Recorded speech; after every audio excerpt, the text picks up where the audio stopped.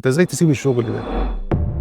سؤال بنتسأله دايما، وعادة بتكون اجابتنا اصلا انا ما ارتحتش، انا ما كملتش في شغلي، انا ما ارتحتش، ما كملتش في العلاقة العاطفية الفلانية، انا ما ارتحتش. بنقاوح شوية وبيجي علينا وقت بنحس ان المقاوحة دي تعبتنا ومش جايبة نتيجة، وفي الاخر بنعمل اللي احنا بنحبه وبنرتاح له. ازيكم عاملين ايه؟ انا عندي سؤال، هو انت ليه ما كملتش؟ سؤال ما اعتقدش ان مفيش حد فينا ما تسألوش. هو انت ليه ما كملتش في الشغل بتاعك على الرغم انه كان حلو؟ هو انت ليه ما كملتش مع مراتك؟ هو انت ليه ما كملتيش مع جوزك؟ هو انت ليه ما كملتش في دراستك؟ ايه اللي حصل؟ وقفت ليه؟ في مقولة جميلة جدا بتقول ايه، لو انت ركبت القطر الغلط فحاول تنزل في اقرب محطة وما تطولش، لان لو طولت في القطر ده وفضلت مكمل الموضوع هيكلفك وقت وهيكلفك مجهود وهيكلفك فلوس.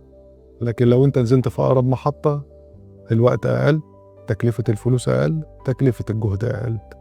اوعى تكدب البوصلة اللي جواك، خليك دايما مآمن في نفسك وفي احساسك. دايما احساسك صح، هيقول لك ايه اللي المفروض تعمله وايه اللي قدامك وقادر ان انت تعمله على حسب المعطيات اللي حواليك. وتأكد ان كل قرار انت بتيجي تاخده في حياتك وطالما بتستخير ربنا سبحانه وتعالى فيه وشايف كل الاسباب اللي حواليك مهيئة له، خلاص توكل على الله وخطي الخطوة لقدام. في ناس بقى الغريبة ان في ناس بيبقى عندها الفرصة انها تنزل من القطر وتصحح المسار وما بترضاش تنزل. مرتاح قوي، مش عايز ياخد اي مخاطرة في اي حاجة.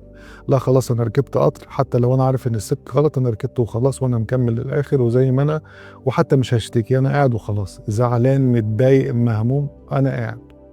انا ما عنديش استعداد ان انا انزل وادفع تذكرة جديدة واغير الاتجاه واعرف ناس جديدة وابدا من اول وجديد. طب وايه المشكلة؟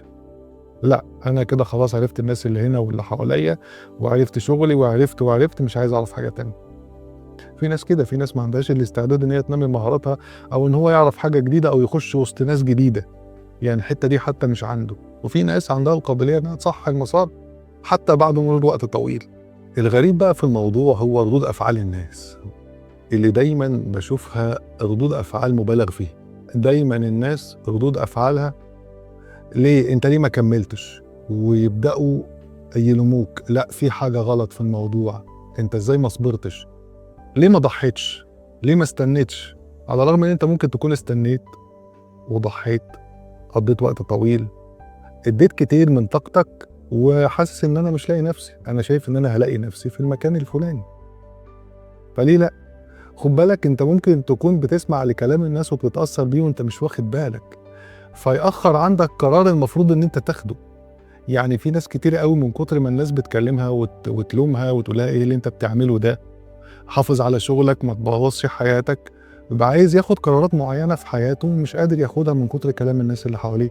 في واحد مثلا حلم حياته ان هو يسيب الوظيفه بتاعته دي وعايز يفتح مطعم، وبيحلم بده من زمان، وعنده القدره ان هو يعمل كده، عنده قدره ماليه يعمل ده، وعنده خبره تاهله لده، حواليه ناس كتير بتفهم في الموضوع، هو سأل فيه كتير ودرسه، وكلام الناس هو اللي موقفه. انت ليه ما تاخدش الريسك؟ يعني نو ريسك نو فن، يعني خد الريسك وجرب.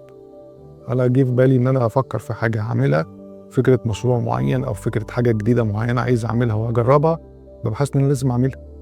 طالما عندي الخبره والقدره ان انا اعملها هعملها، هجربها حتى لو حصل فيها فشل، لا هقوم منها ان شاء الله واشوف اللي بعده. واتقال لي كلام يعني لدرجه ان انا جه في وقت من الاوقات كده حسيت ان انا مهزوز شويه، او مش مهزوز، حاسس ان انا ايه، طب انا لازم اراجع نفسي في القرار اللي انا اخدته ده.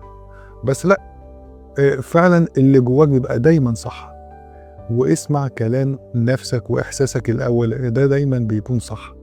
دايما اتضاع الناس بيكون استغراب شديد واستنكار، وبيحسسوك ان انت اجرمت ان انت سبت حاجه كبيره قوي في ايدك وما كانش المفروض تسيبها. وده اكتر احساس بيتعبنا لما بنيجي لحد يعني نغير المسار بتاعنا ونصححه. يعني انت بيبقى عندك ان انت عايز تصحح وتمشي بطريق احسن وشايفه افضل ليك وللي حواليك، والناس دايما بتديك الاحساس ان انت بتعمل حاجه غلط وهتشوف نهايتها وحشه في الاخر كمان.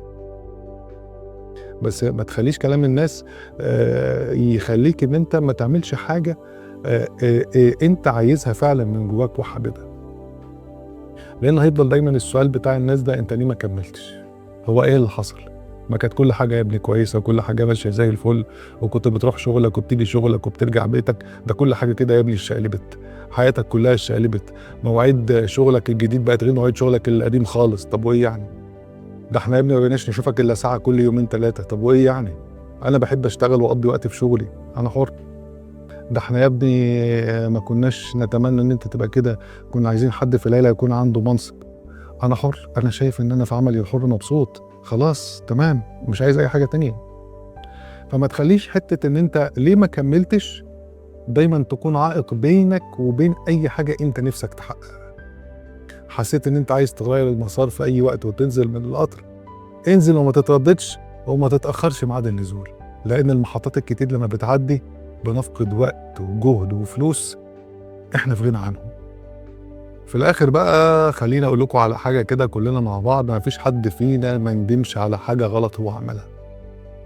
كُلّنا بنغلط وكُلّنا بنندم على الغلط بتاعنا ده، ومعظمنا مش هاقول كُلّنا، ركبنا قطر وحسّينا إن إحنا عايزين ننزل وناخد القطر التاني اللي هيودينا الاتجاه الصحيح اللي إحنا شايفينه، فعادي جدًا. أنا مش شايف إن أي حد فينا يتردد إن هو ينزل في المحطة أو في أقرب محطة يصحّح فيها مساره. اوعى تخلّي كلام الناس يوقّفك، وافتكر دايمًا إن راحتك النفسية وروقان بالك اللي أنا باشوفهم كده يعني وجهين لعملة واحدة، هم أكتر حاجة أنت لازم تحافظ عليهم وتضحّي كمان علشانهم. ده أنت ممكن تشتريهم بإن أنت تضحّي بشغل مش عاجبك، بعلاقة مضايقاك، لأ اشتري راحة بالك واشتري سلامك النفسي واعمل اللي أنت عايزه. إحنا هنعيش مرّة واحدة، خُد التجربة اللي أنت فعلًا حابب تاخدها وشايف نفسك بجد فيها، وما تخلّيش كلام الناس يوقّفك عنها. اوعى تغلط الغلطة دي، لإن العمر ما فيش أسرع منه. يعني أنا أوقات كتير باقعد مع نفسي أحس إن أنا عايز لمّا أوصل لسِن معيّن كده قدّام إن شاء الله ربنا يدينا ويديكم طولة العمر، أحس إن أنا عايز أكون جرّبت حاجات كتيرة كان نفسي فعلًا أجرّبها. يا رب كلنا نجرّب اللي إحنا عايزين نجرّبه وننجح فيه كمان يا رب. يعني فعلًا سلامك النفسي وراحة بالك يتشالوا ولو بالغالي، ما تستخسرش فيهم أبدًا، حتى لو هتنزل في أقرب محطة. أشوفكم على خير.